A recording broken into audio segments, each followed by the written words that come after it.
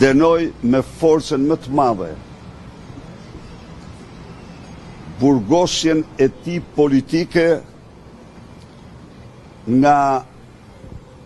një njeri që ka në shpirt trashëgimin e babait tij xhelat për kundërshtarin politik. Ilir Meta ka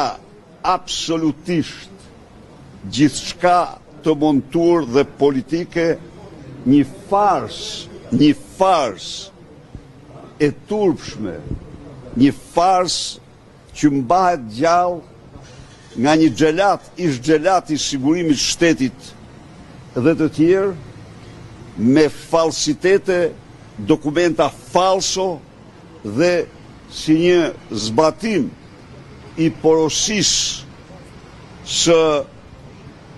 Edvin Kristaq Rams, njeriu